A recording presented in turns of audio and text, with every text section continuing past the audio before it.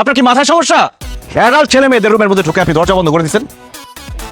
আমার সামনে থেকে যান, যান এখান থেকে। ভাই মেয়ে তুমি যাও যাও। শোন, তোরা দুইজন এখানে বসে গল্প কর, আমি তোদের জন্য নাস্তা নিয়ে আসি, ওকে? আচ্ছা খালা, জিসান কি সত্যি আমাকে দেখতে চাইছে? আরে আমি কি মিথ্যা কথা বলবো নাকি? দেখিস ও আসলে তোকে দেখে কি খুশি হয়ে যায়।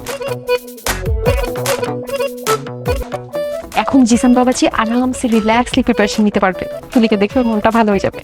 What a great idea I have.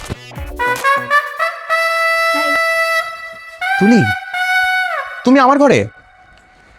হ্যাঁ, শুনলাম তোমার নাকি মন বসে না পড়ার টেবিলে, হ্যাঁ। এই জন্য খালা আমাকে আসতে বলছে। আরে আন্টি কত ভালো, আমার কালকে এক্সাম, জানো আমার না কোনো কিছু মাথায় ঢুকতেছে না। তুমি কি আমাকে একটু পড়াশোনা হেল্প করতে পারো? বসো বসো, এই যে আমার পড়াগুলো ধরো না প্লিজ।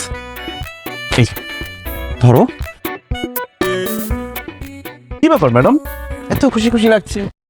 সারাদিন এত কাজ করলেন, তারপর এত হাসি খুশি, মুখে কোনো ক্লান্তির ছাপ নেই। কিভাবে পান এত এনার্জি? ছেলের সুখই তো আমার সুখ। ছেলের? ও জিসানের কথা বলতেছেন? ওই ছাগলটা তো কালকে পরীক্ষা খারাপ করছে। আরে গতকালকে পরীক্ষা খারাপ হয়েছে তো কি হয়েছে? আগামীকালকের এক্সাম খুব ভালো হবে ওর। আরে জোস তো, কি জিনিস? তুলিকে ফোন দিয়ে বলছি তুই তাড়াতাড়ি চলে আয়, জিসানের রুমে ওকে ঢুকাই দিছি, বাইরে দিয়ে আমি দরজা আটকায় দিছি। এখন জিসানের মনটা একদম ভালো হয়ে যাবে।